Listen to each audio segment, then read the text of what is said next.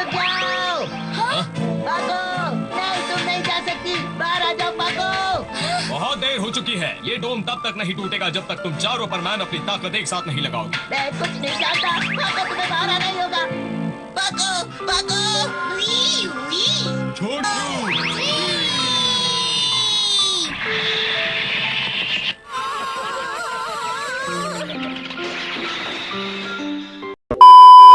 Video में आगे जाने से पहले हम कुछ चीज़ों को रिकैप कर लेते हैं। हमने पिछले पार्ट में देखा था कि कैसे सुमेरे मित्सो को मारने के लिए जाती है, लेकिन सुमेरे को पता नहीं होता कि मित्सो ही एक्स है या एक्स ही मित्सो है।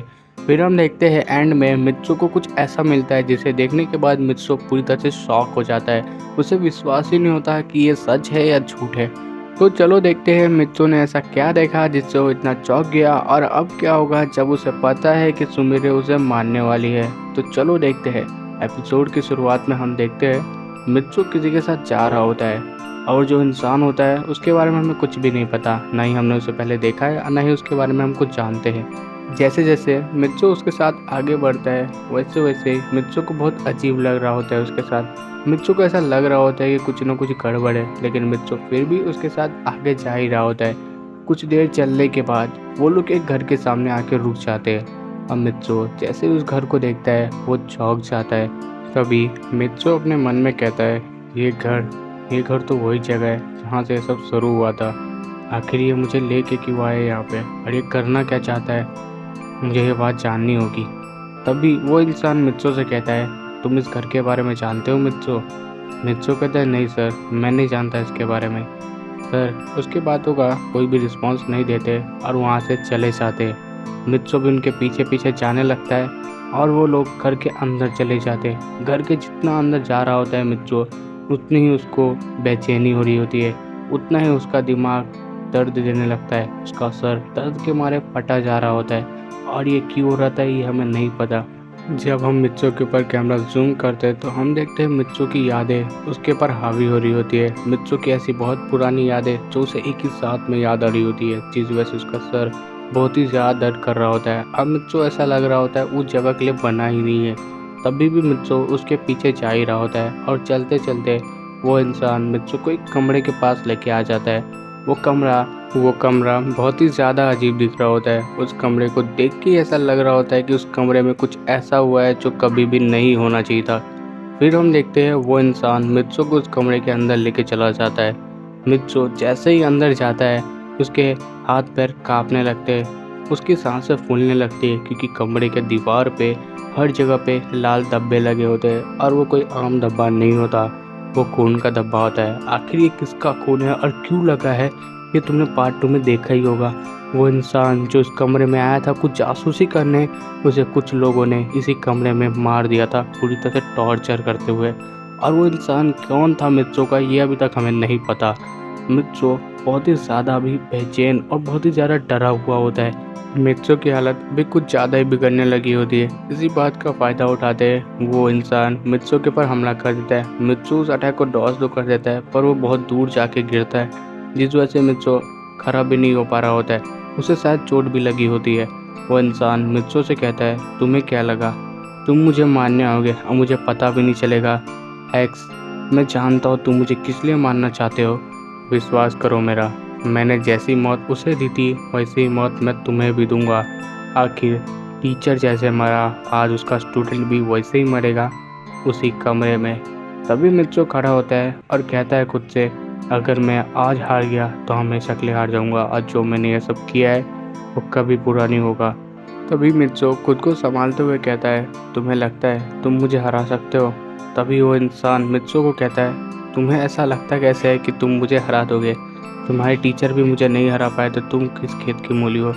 मित्सो तभी मन में कहता है, हाँ मैं इसे हरा नहीं सकता, लेकिन मेरे पास कुछ ऐसी पावर है जो मैंने आज तक किसी को नहीं बताई और ना ही दिखाई है। शायद मैं उससे इसे हरा दूँ। फिर मित्सो अपनी पावर का इस्तेमाल करता है। अब मित्सो एक लूप पे पहुंच जाता है। उस लूप में बहुत सी घटनाएं हो रही होती है, जैसे मित्सो की उसकी फाइट कैसी होगी, किस तरह से मित्सो हरा सकता है उसे, किस तरह से उसे मार सकता है, ये सारी घटनाएं आजू बाजू हो रही थी। ये कहूँ मित्सो सारी पॉसिबिलिटीज़ देख रहा होता है फ्यूचर में जो होने वाली होती है। सभी पॉसिबिलिटीज़ में मित्सो हार ही रहा होता है। मित्सो ने लगभग 1 लाख से ज़्यादा पॉसिबिलिटीज देख ली होती है, बट मित्सो एक ही पॉसिबिलिटी में जीत रहा होता है और मित्सो उसी पॉसिबिलिटी को सिलेक्ट करता है। और मित्सो ये सारे प्रोसेस सिर्फ और सिर्फ 1 सेकेंड के अंदर अंदर करता है ताकि सामने वाले को पता भी नहीं चले मित्सो ने अभी किया क्या है।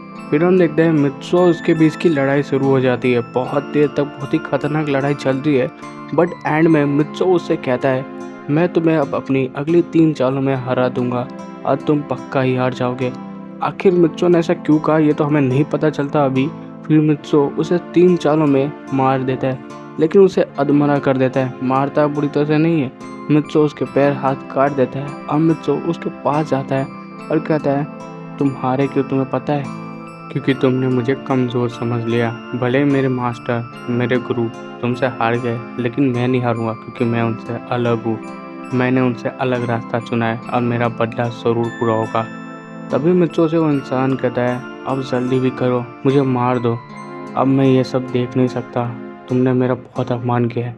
मित्सो कहता है मैंने तुम्हारा बहुत अपमान किया है, तुमने उसे 108 बार दर्द पहुंचाई थी, वो तड़प तड़प के मरे थे और मैं तुम्हें इतनी आसानी से मार दूँ, ऐसा कभी नहीं होगा। और मित्सो सेम टू सेम उसे दर्द पहुंचाता है 108 बार और जब तक वो अपने दम न तोड़ दे तब तक मित्सो उसे टॉर्चर करता है। इस समय मित्सो किसी की परवाह नहीं कर रहा होता है, बस उसे टॉर्चर कर दे रहा होता है। टॉर्चर करते करते मित्सो उसे ख़त्म कर देता है।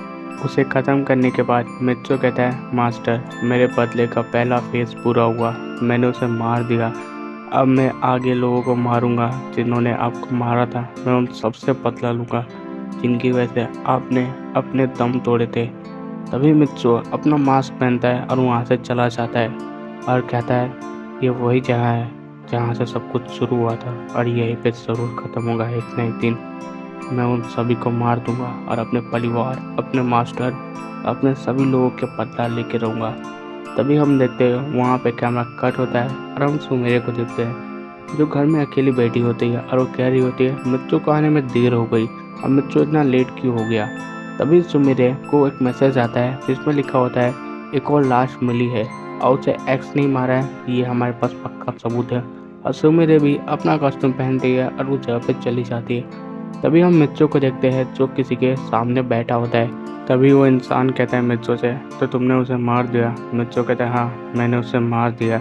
वो इंसान मित्सो से कहता है तो तुमने मुझे बताया था सुमेरे तुम्हें मारने के लिए आई है, तुम्हें सुमेरे को मारना होगा वरना वो तुम्हें मार देगी। मित्सो कहता है मैं उसे मार नहीं सकता, मैं उसे छुपूंगा जब तक छुप सकता हूँ। वो कहता है पर क्यों? सुमेरे से तुम क्यों चुप हो गए? आखिर सुमेरे है कौन? बस हमारे बीच का एक मोहरा है, उसे जल्दी से हटा दो, हम इतना बड़ा रिस्क नहीं ले सकते। मित्सो कहता है तुम्हें पता है सुमेरे ही पाको है, जिस लड़की को मैं इतने सालों से ढूंढ रहा था वो मेरे आसपास ही थी पर मैं कभी उसे पहचान नहीं पाया। वो कहता है तुम ये क्या कह रहे हो, तुमने कहा था सुमेरे पाको कभी नहीं हो सकती। मित्सो कहता है हाँ पर मैंने कल एक फ़ोटो देखी। तभी हम फ्लैशबैक का सीन देखते हैं जहाँ पे हमने एपिसोड 2 को ख़त्म किया था।